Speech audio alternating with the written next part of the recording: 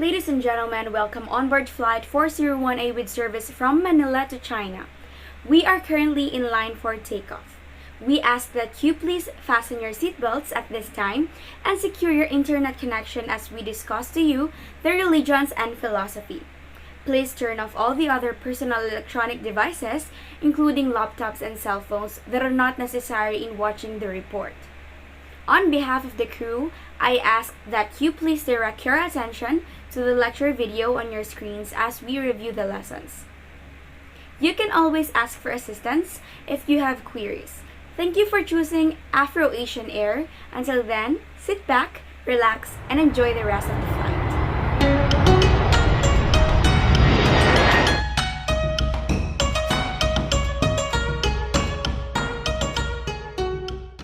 Good day everyone, my name is Maricar Eusebio and I'm going to report about Confucianism. Confucianism is an ancient Chinese belief system which focuses on the importance of personal ethics and morality. Whether it is only or a philosophy or also a religion is debated. Mencius, or also known Menke, who lived from 372 to 289 BCE, is the best-known Confucian philosopher after Confucius himself. Confucianism is one of the most influential religious philosophies in the history of China, and it has existed for over 2,500 years. It is concerned with inner virtue, morality, and respect for the community and its values. Value and beliefs. Confucianism believes in ancestor worship and human-centered virtues for living a peaceful life. The golden rule of Confucianism is, do not do unto others what you would not want others to do unto you. There is debate over if Confucianism is a religion. The main idea of Confucianism is the importance of having a good moral character, which can then affect the world around that person through the idea of cosmic harmony. If the emperor has moral perfection, his rule will be peaceful and benevolent. Impact. One of the main reasons Confucian ethics had a significant impact on traditional Chinese society is that it influenced religions, governments, and education. Many aspects of the Confucian idea can still be found in the Chinese people's way of life today. The most obvious is its influence on the family unit. Holidays. Most Confucian holidays are shared from other East Asian cultural beliefs and religions. The most important Confucianist days are Confucius' birthday, Qingming Chongmyo Tenje, Qingming Festival, and National Day of Purification. With this have been said, Confucianism is a social code based on morality rather than laws. Confucius said, if you govern by regulations and keep them in order by punishment, the people will avoid trouble but have no sense of shame. But if you govern them by moral influence and keep them in order by a code of manners, they will have a sense of shame and will come to you of their own accord. In addition, Confucianism emphasizes correct behavior and stresses the importance of avoiding conflict, responsibility to community, and obedience and deference to elders. Desire is suppressed and people are expected to live by elevated moral code. In many cases, no justification or reason is given for Confucian beliefs or morality other than, this is how it has always been done, or this is how it was done in the Golden Age. The teachings of Confucius are laid out in the Analects. Taoism, also spelled as Taoism. It is a religion and a philosophy from ancient China that has influenced folk and national belief. Taoism has been connected to the philosopher Lao Tzu, who around 500 BCE wrote the main book of Taoism, the Tao Te Ching. Taoism holds that humans and animals should live in balance with the Tao, or the universe. Lao Tzu is sometimes understood as the image of the Tao, or the guardian, and given legendary status. The Tao or Tao is hard to define but is sometimes understood as the way of the universe. Taoism teaches that all living creatures ought to live in a state of harmony with the universe and the energy found it in. Qi or Qi is the energy present in and guiding everything in the universe. Taoism became well known in the 8th century CE as the religion of the Tang dynasty.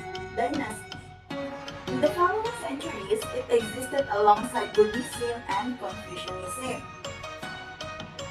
However, during the communist takeover in 1959, Taoism, Confucianism, and other religions were banned. This caused a decline in the practice of Taoism in China. Many modern Taoists live in Taiwan, although recent reforms in China have increased the number of Chinese Taoists. In this picture, you will see Mount Longchun in Luoyun, the province in China, the Henan. It is a sacred site for Taoists. Hundreds of Taoists embark on pilgrimage every year, along with tourists from around the world to see this spectacular site. One of the main ideas of Taoism is the belief in balancing forces of yin and yang. This idea represents matching pairs such as light and dark, hot and cold, action and inaction, which work together toward a universal whole. Yin and Yang show that everything in the universe is connected and that nothing makes sense by itself. Taoism beliefs. Number 1.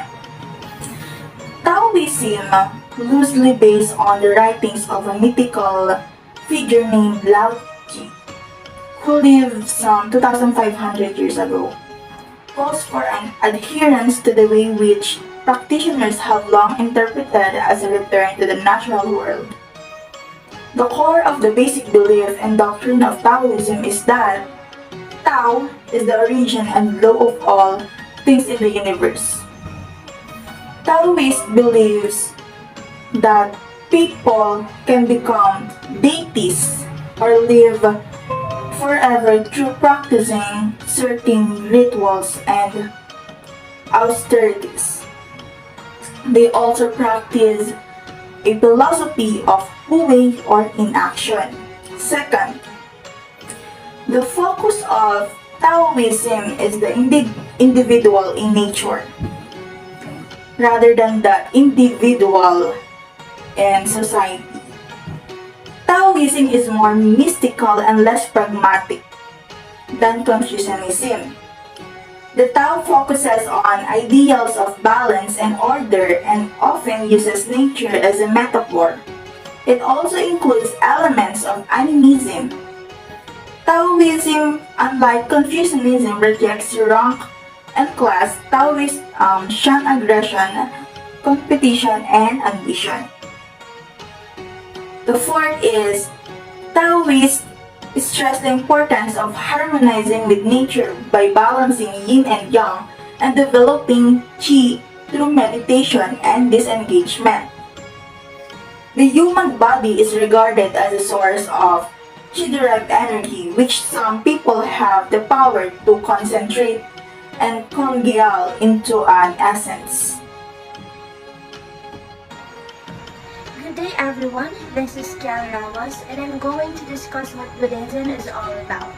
Buddhism is a faith that was founded by Siddhartha Gautama or the Buddha more than 2,500 years ago in India. With about 470 million followers, scholars consider Buddhism as one of the major world religions. Its practice has historically been most prominent in East and Southeast Asia, but its influence is growing in the West.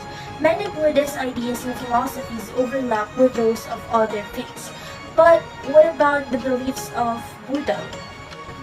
In Buddhism, the followers don't acknowledge a supreme god or deity. They instead focus on achieving enlightenment, which is a state of inner peace and wisdom. When followers reach the spiritual echelon, they are said to have experienced nirvana. The religion's founder, which is Buddha, is considered an extraordinary being but not a god. The word Buddha means enlightened, and the path to enlightenment is attained by utilizing morality, meditation, and wisdom. Buddhists often meditate because they believe it helps awaken truth. Moreover, Buddhism encourages its people to avoid self-indulgence but also self-denial. Buddha's most important teachings, known as the Four Noble Truths, are essential to understanding the religion, which we're about to tackle later. Buddhists embrace the concepts of karma, the law of cause and effect, and reincarnation, the continuous cycle of rebirth. Buddhist monks or bhikkhus follow a strict code of conduct, which includes celibacy. There is no single Buddhist symbol, but a number of images that have evolved that represents Buddhist belief, including the lotus flower, the eight-spoke Dharma wheel, the Bodhi tree, and the swastika, which is an Asian symbol whose name means well-being or good fortune. So now, now that we have tackled the Buddhism beliefs, we're going to know who is Buddha. Although I mentioned his name multiple times, we're going to plunge deeper to get to know him more. So now, who is Siddhartha Gautama? Siddhartha Gautama is the founder of Buddhism, who later became known as the Buddha. He lived during the 5th century BC, and Gautama was born into a wealthy family as a prince in present-day Nepal. When Gautama passed away around 483 BC, his followers began to organize a religious movement. So this is where Buddhism started. Buddha's teaching became the foundation for what would develop into Buddhism. Moving on to the next topic are the types of Buddhism. The first one is Theravada Buddhism, which emphasizes attaining self-liberation through one's own efforts. Meditation and concentration are vital elements of the way to enlightenment. The ideal road is to dedicate oneself to full-time monastic life. The second one is Mahayana Buddhism. Buddhists believe that the right path of a follower will lead to the redemption of human beings. The Hinayana believe that each person is responsible for his own fate. The last one is the Tibetan Buddhism. It is a basic premise of Buddhism that is neither the Buddha nor any divine being interferes in human life or acts as a savior or intercedes as saint might do. Rather, such beings teach, expound the Dharma or the law, and the way and show the way right. Now, what do we call the teachings of Buddha? Buddha's teachings are known as Dharma. He thought that wisdom, kindness, patience, generosity, and compassion were important virtues. Specifically, all Buddhists live by 5 moral precepts, which prohibit killing living things, taking what is not given, sexual misconduct, lying and using drugs or alcohol. In Buddhism, the Four Noble Truths are recognized as the first teaching given by the Buddha and are considered one of his most important teachings. They are called Noble Truths because, as the Buddha says, they are real, infallible, and do not change. The Four Noble Truths which Buddha taught are: the first is the truth of suffering, which is called dukkha. The second one is the truth of the cause of suffering, which is also known as samudaya. The third one is the truth of the end of suffering, which we also call nirodha. And the last one is the truth of the path that frees us from suffering, which we can also call magga.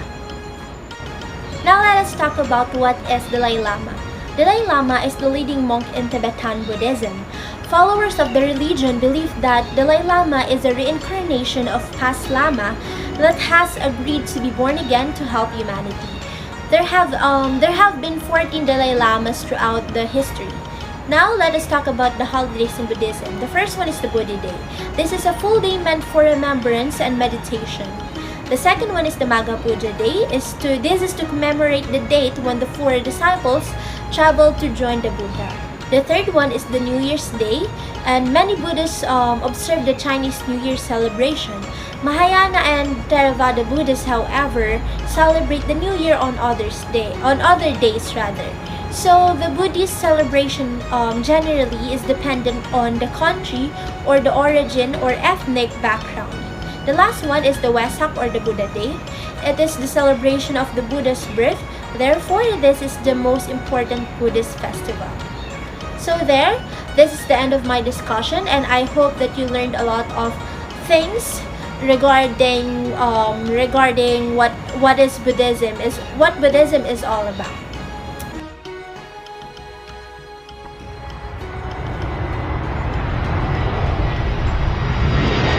Ladies and gentlemen, you have just landed at Beijing Capital International Airport. Afro-Asian Air welcomes you to China.